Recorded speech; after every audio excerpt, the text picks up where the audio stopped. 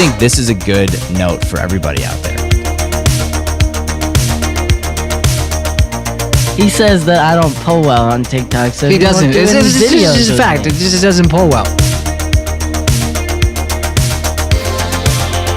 It's called social media for a reason, and it's not selfish media.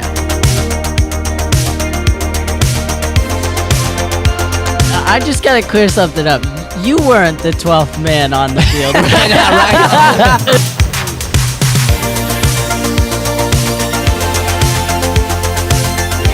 There is no easy way to get anything ever.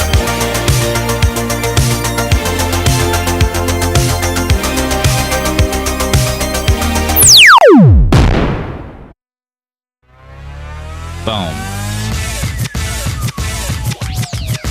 This is Mornings with Matt, the Deering Acting Studio podcast, where we discuss the connection between life and acting.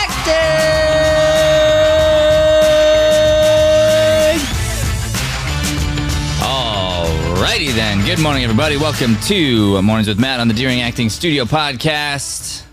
I'm Matthew Deering here with Joey Sweeney this morning. We're excited to have you. We are on day 3 of Actions. Lights, camera, action. That's right. This has been a series here of thoughts that affect your feelings that then affect your actions.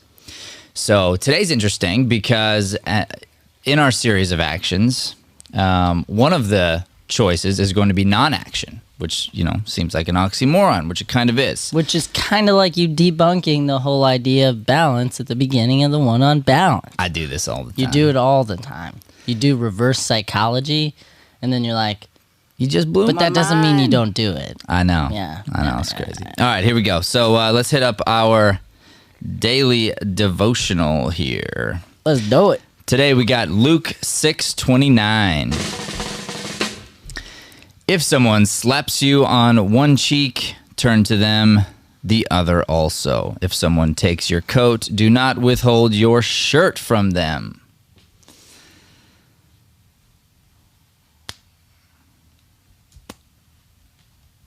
Well, that was an improv moment. Just a visual representation. I appreciate that visual there. I'm sure the audience loved that one. Well, like I said, I mean, that's how Terrible Illustrations was made. Some people just need to see it. Yeah. Yeah. I mean, if they need to see it again, I could demonstrate too. No, I think they got it. I think they got it, yeah. It was like a one-time thing. Got it. Yeah, that makes But sense. Luke is really speaking some facts here this morning. Well, yeah, and then I mean, obviously, this is one of the most quoted verses.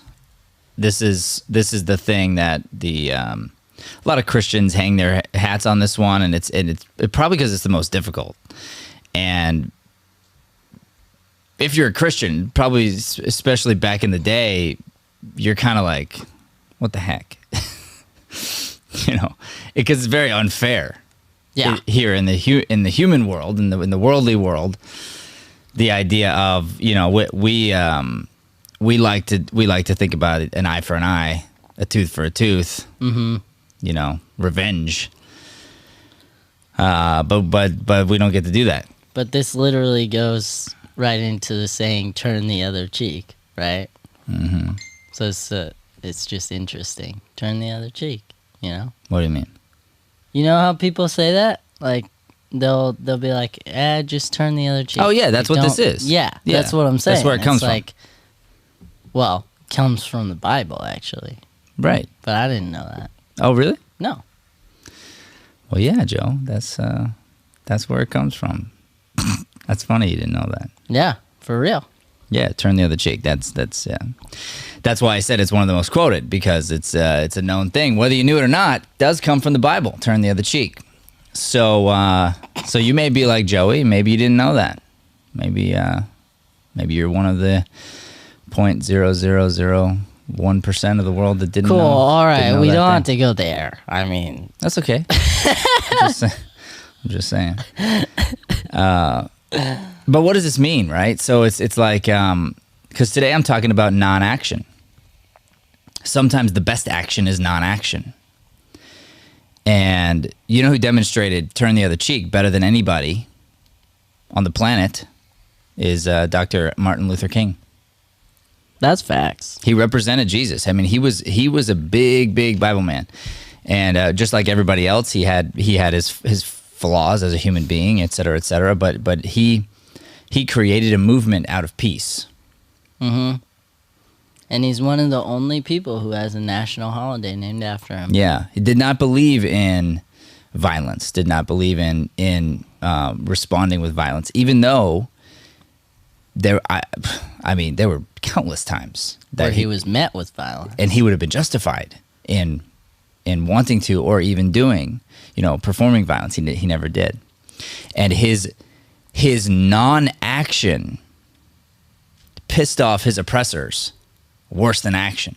Yeah, because it made them look like jerks. Correct. Exposed. And not just look like jerks; they were jerks. That's right. But everybody got to see it because he didn't play their game.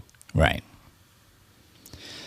So there's a big lesson there. Well, yeah, that's what we're talking about today. Yeah.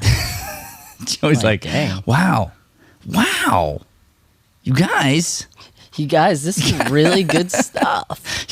It's like this was thought out. Yeah, like crazy. We could have planned this, you guys. I did do that actually, Joey. So what was this little epiphany you just had, Joey? Just the idea that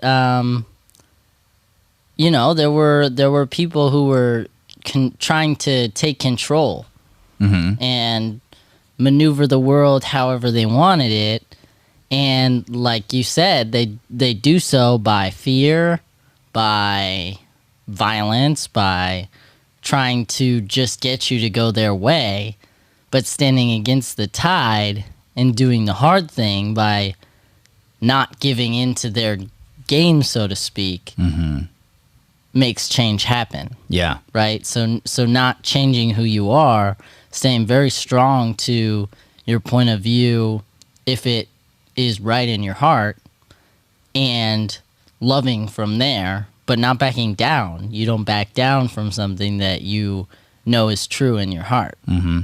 And that's kind of what clicked, is I was like, dang, that's a great representation. Yeah. So we talked yesterday about starting small, doing something small. It's very important to do anything, whatever it is. Do something small, get yourself started, get yourself going. When does it make sense for non-action to be the best action you can take? And this is my thought on this, is sometimes people mistake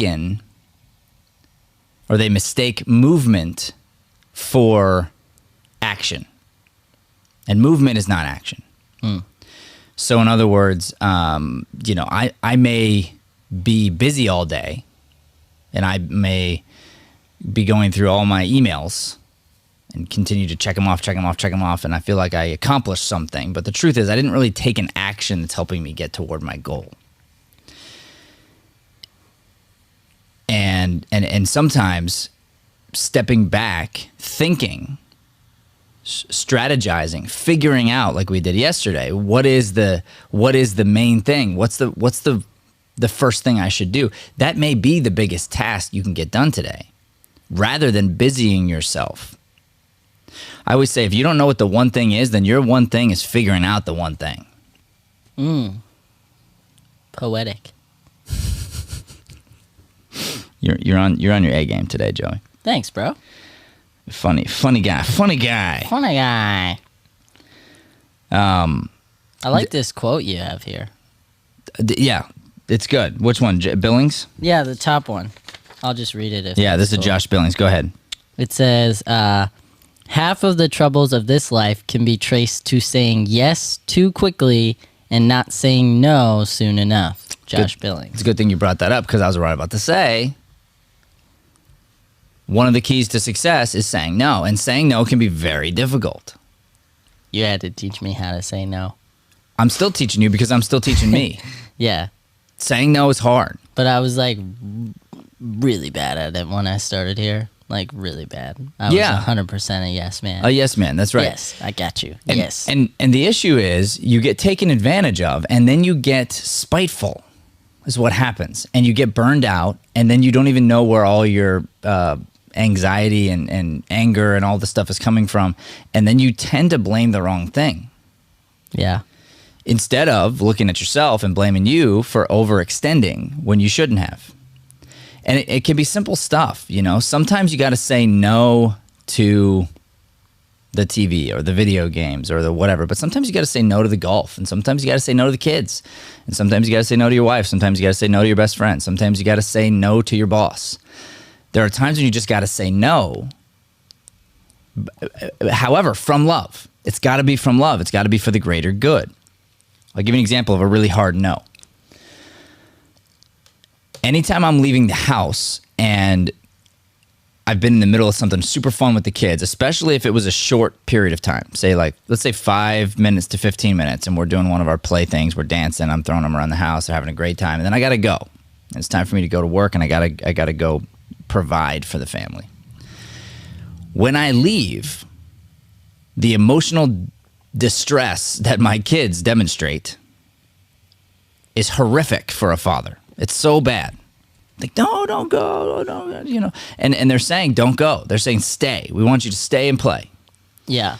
And it breaks your heart a little bit when your 2-year-old's like, Daddy, you know, Yeah. no, stay. It does. You can't help it. Yeah. It's got to be even worse for the mom, especially you know, a mom who's like breastfeeding or whatever. Like when the kids are just so attached to you, Yeah. and they're just like pleading for you to stay. Even a single mom. Like that's I can't even imagine. God that's bless, hard. God as, bless all the single parents out for there. For real. That's hard as is, but to be then the only one and have to provide. Yeah.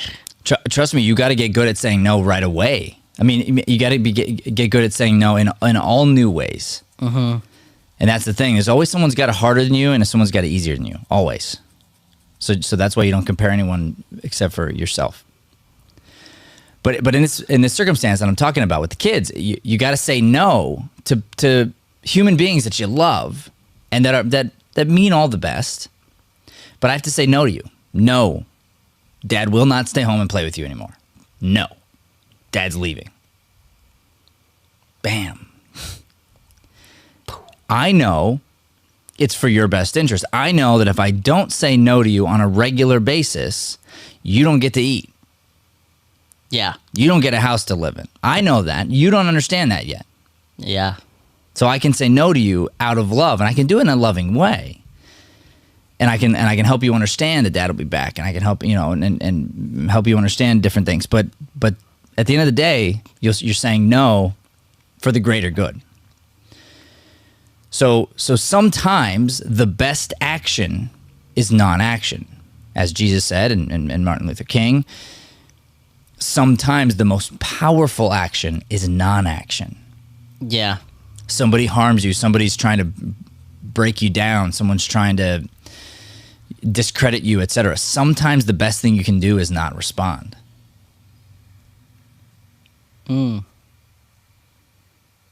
Because, as they say, anything you say can and will be used against you. Yep. And that's so true. What a difficult concept to wrap your mind around. That everything you say can and will be used against you. If we remembered that every day and every time that we spoke. And every time we're alone and every time we're with, like, our best friend or our brother or whoever that's very close to you. Yeah. You'd be like, I'm probably not going to say that thought I had. Right. Because it could be used against me. And my thought wasn't very nice. Right. And then you have to decipher, was that thought, though you don't want to hear it, though I know you're going to get mad at me, is it coming from love, or is it coming from me wanting to justify myself and wanting to make myself feel better? Yeah. Because sometimes the best thing you can say to somebody is something that they may perceive as hurtful. Mm-hmm. Well, and one thing, my mom used to do this a lot. And I can't remember whether it was you. I think it was Brian, actually. But Brian taught me this where he was like, it's important every now and then to vent to somebody you're closest to release things, right? But he was saying, when you vent to somebody, you say, I'm just venting. Like, you let them know, is it cool if I vent to you for a second? Right. And then you release. Because if you don't say that and you just bring it up out of the blue, then it looks like you're hoping ill will on somebody, when really you're just like, I had this interaction with this person who I love, but they rubbed me the wrong way today. Just want to release it, see if you have any thoughts, whatever. There's a fine line between complaining and venting. Yeah. And it's a very fine line. Draw it. Yes, draw that line. So, but you're right. By framing somebody first, and framing is just letting them know, hey, here's the context of what I'm saying. So let's just say I'll use Joey as an example. Let's say I needed to vent about Joey. I might frame a conversation by saying, hey, let me just start by telling you, I love Joey. Joey's the friggin' man. He works so hard. He's like unbelievably awesome. Nothing bad to say about Joey in any way, shape, or form. Just want you to know I need to vent because I'm feeling a little like anger right now because of a situation involving Joey. I just want to like let it go. You can always talk to me, man. Thanks, Annie. So, but that's a way to frame somebody. That's a way to frame them up and go, okay, like, and then you can end on that same note. You can end on, because usually once you've vented, if it's done in the right way, you almost heal yourself. Yeah. By releasing it, letting it go, and you kind of talk yourself through it. And then the person listening, they understand sort of, hopefully, you only vent to the right people. Mm-hmm. The people with a listening ear who you can trust. Yeah. Because essentially what you're saying is, what I'm saying right now, I don't want to be held against me. Exactly. Right? It's everything can and will be used. I don't want this to be held against me. I don't want this to be held against the person I'm talking about. I'm just sort of releasing feelings I have that aren't necessarily true. It's just the way I'm feeling. Well, and you listen back to the way you framed it, it took you about 30 seconds talking about the love first. Right. That immediately diffuses you a little bit. Correct. It helps wake you up a little bit because you have to tell the truth about your awesome relationship with this person and how much you care.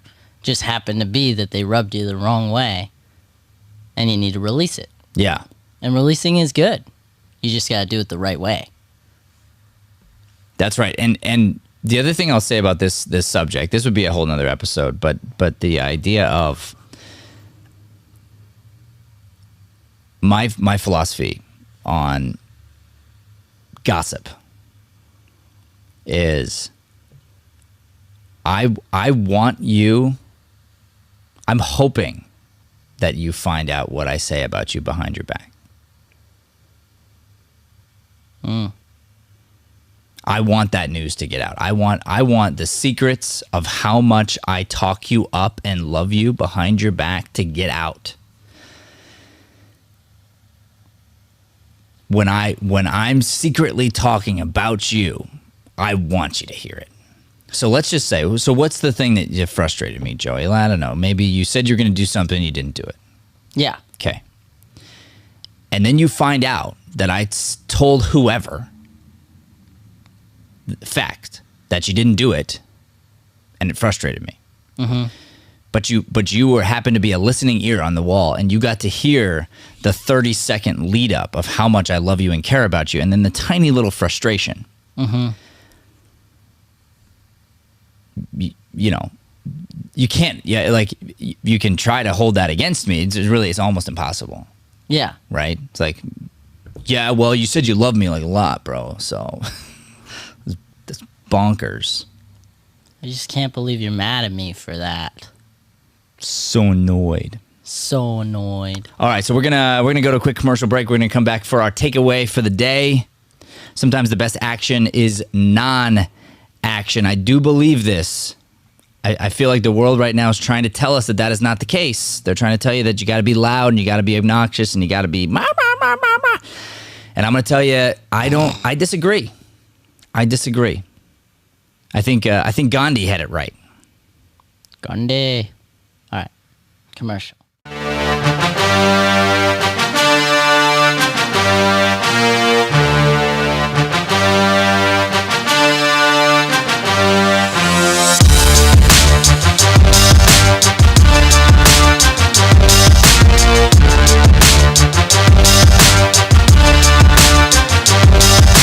All right, so we're gonna end here. I'm gonna leave everybody with this. I drew this before this scene started. So this is a little diagram I was thinking about. 3 circles, okay? So here it is. So this is you, all right? This is you. These other 2 circles, that's you also 10 years from now. You make decisions. You make decisions. The truth is, we all can be, we can be someplace 10 years from now, all of us. You decide. Where do you want to be? And then you start making the little decisions to get there. Little decisions like reading every day, working out, eating right, studying, becoming a better actor every day. This is the thing. I can't teach here without bringing personal development into the equation because I could kind of care less about you landing jobs. I just want you to be a better person. Because I know when you become a better person, you become a better actor, and you will get the jobs anyway. But I'm worried about just helping you get the job, you getting cocky and leaving, and it happens all the time. And those are the people I feel sorry for, because they crash and burn, they get depressed, they land a gig, and the other person talking about the gig they got 10 years ago. And it's very uninteresting. So each and every one of us, me included, we go, here I am. Where do I want to be 10 years from now? What are the decisions I'm making? I tell you guys, I taught yesterday all day, right? Went home, gave my heart out to my kids, passed out hard. It's Saturday sleepover, so I let the kids be in the bed. Because the kids were in the bed, woke up at 2:30, something like that. I sent these guys a text. I was on cloud 9. I've made a decision in my life that when I wake up, if I'm up anyway, why am I going to waste it? I spent 6 hours this morning studying, working, getting excited about life. By the time my kids got up and my wife got up and these guys got up, I'm already rolling, you know? And I'm not tired right now because I'm doing what I love, what I'm passionate about, you know? So we can all be like that, but you got to ask yourself, what do you do when that happens, when you get up? And it's so easy to go to the computer, to go to the show, to go to the whatever, you know? It's so easy, and I know it. It's easy to go to the food. It's easy to go to the whatever the addiction is. But if you want this, you want to be professional in anything, you'll get to go as far as you're willing to work.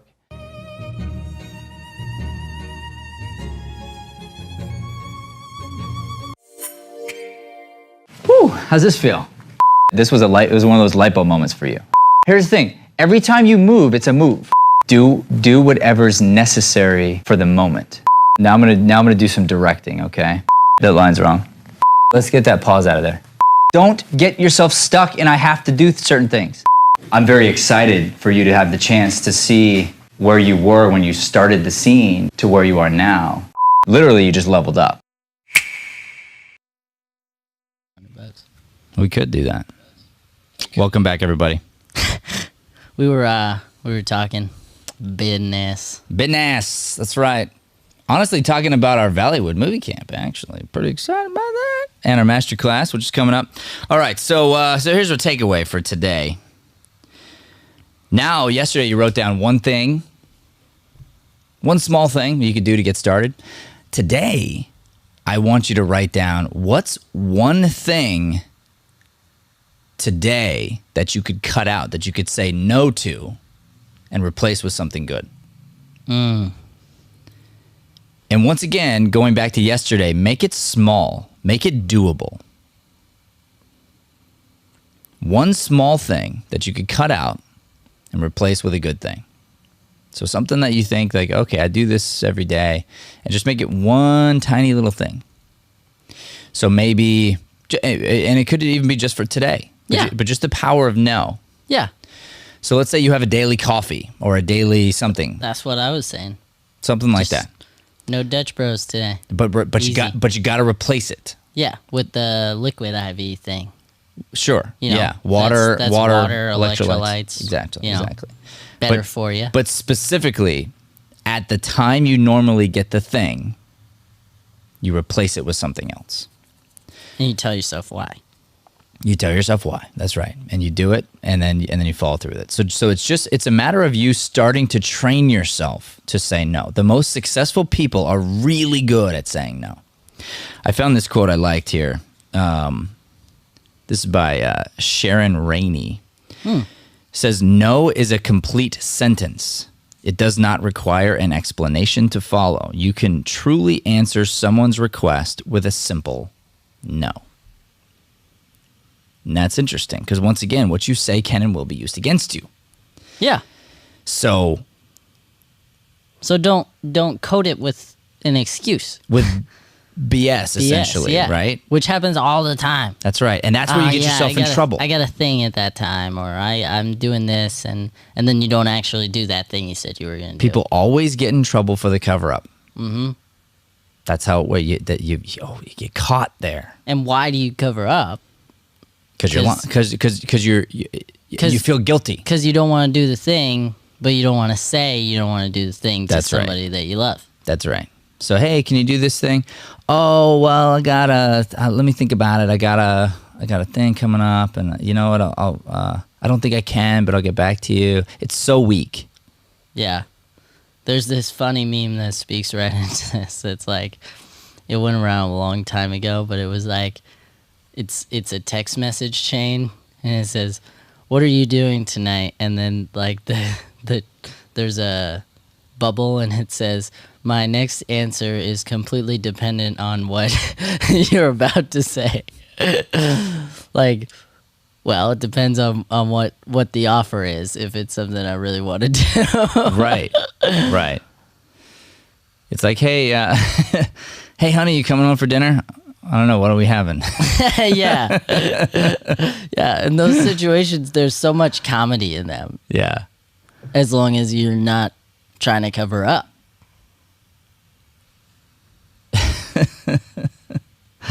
Reminds me of a dad joke that Leanne's dad used to tell her when she was a kid. She'd say, his dad, like, or her dad, something like the idea of, do I love you more than do I love ice cream more than you? Does your own father love ice cream more than you? Baby, of course not. Of course I don't love ice cream more than you. Just out of curiosity, what flavor was the ice cream? you know. Yeah, it's hilarious. Just that little idea. So you got to learn to say no, and you got to practice saying no. You got to get good at it, and the better you get at this, actually, the more freedom you're going to have, and the more people are going to love you. Mm-hmm. It's so weird. Who's the person everyone remembers from American Idol? Simon. Yeah. They remember him because he says no. Mm-hmm. He says nope. No explanation. No, you're out. No, that was bad. You know. And that's when the show was actually getting crazy views. And everyone else is like, well, I'm not gonna let you through. And he's just like, no. No. Same thing with Gordon Ramsay. And what happens? It garners his respect, Yeah. right? Yeah. I used to binge watch MasterChef, so I love Gordon Ramsay because I like to cook, and I would just like see how he evaluated the food, and then he like tastes them, and I would like eat my own food and pretend I was tasting the food he was tasting. But same reason, like I loved him because he's such a harsh critique, but he's not a mean guy. Mm-hmm. Like there's MasterChef kids, and he's so nice to the kids, but he still says no to the kids too. Yeah. He's like, that wasn't very good. You're out of the show. Like you lost. Sorry. Tastes like poop. But he's not a jerk. and that's the thing. Everybody frames him as like a giant jerk. And it's like, no. Like, he just says no, and he like knows good food and knows the way to do it, and people respect it. But the show makes money off of him, off of them framing him that way. Oh, for sure. So he allows it to happen, and there's the music plays, and the camera angle, and the big graphics, and it's like, pum, pum, pum, pum. Yeah, You they definitely blow it up. But I was explaining this to Brian. I was like, working in a kitchen is like a high stakes environment. I told him, I was like, you walk into the back of any high restaurant kitchen, Oh yeah, they're yelling at each other 24/7 because stuff has to get out. Orders have to be made correctly every single time. You're right. In a really, really high end like restaurant, right? And that's what you're talking about, like the top of the top. In that environment, seconds matter. Yeah. Keeping it on the grill, off the grill. 1 degree matters. Right? Yeah. So yeah, I mean, the amount of pressure is like insane. And you frame it and you realize, oh, they're on this show because they want to do that. Right. They need that training. That's right. That's right. It's like going in the military. Yeah. You cannot train for war, not really, and without being in war. But you do your best. You do your best to put yourself in these extenuating circumstances that are just crazy beyond belief. And by doing so, you prepare the best you can for what's coming. And let's just end here. But in any of these big, huge, momentous career choices, people have to sacrifice. If I'm going to go in the military, what do I got to do? I got to let go of family. I got to let go of friends. I got to let go of media. I got to let go of everything to go into basic training. I got to let go of identity. Identity, that's right. That's why they buzz your hair. That's right. My dad was in the military, but my dad also became a doctor. To become a doctor, same thing. You work 18-hour days for years for no money. Yeah. You have to let go of everything or you will fail, period. Same being an actor. Boom. You go on set, your movie's filming for 3 months. Depending on where it's filming, you're not going home. That's right. You're staying in a trailer for 3 months. And if you're doing your job right, you are working on your character, working on your script, completely unattached from anything, unless it happens to be related to the movie and you must market. But any of the greatest actors who have actually made this success, that's their worst favorite part. They can't stand it. They do it because it's like it's part of the job, and so they find a way to love it. But the truth is, they want to do the work. They don't want to be on Instagram. They don't want to be getting interviewed. And what's funny is the up-and-coming actors just want to be on Instagram and just want to be interviewed. Yeah. And they don't understand that, like, that thing that you're hoping for is not that fun. No. It's a you have to for your job thing. And so yes, maybe you have to do it, but don't get caught in it and don't be thinking that that's the thing. Love that. All right, so you're going to write down something today. Something that you can say no to. You'll write it down and you're just going to do it. You just say, "Okay, today I'm going to say no." It might be to a person, it might be to your own activity or own thought process, whatever it is. I'm going to say no to this and then I'm going to replace it with something else. I actually literally did this morning. That's cool. I listened to my Bible time, and then afterward, I wanted to jump onto something, and I didn't, and instead I said no to myself, and I did my affirmations. So I literally said no, replaced it with something positive. And then if you continue to do that, and let's say okay, one good habit leads to the next. Well, then what does that make you want to do? Well, then you read for me, I read my affirmations out loud, and it's like, okay, well, I'm telling myself I'm a best-selling author. I better write. I'm telling myself I'm in good shape. Well, I better eat right today. I mean, this has this residual effect, and you start to learn to say no and say no and say no over and over again for your own benefit, the same way a parent's going to say no. Yeah. All right. That's it. That's our show. Thank you so much for tuning in, everybody. We appreciate you being here. Please do not forget to like, subscribe, share, help us spread this light-driven content to the planet. God bless. Thanks for listening to Mornings with Matt. Please like, subscribe, and follow us at Deering Acting Studio to keep up with the latest content.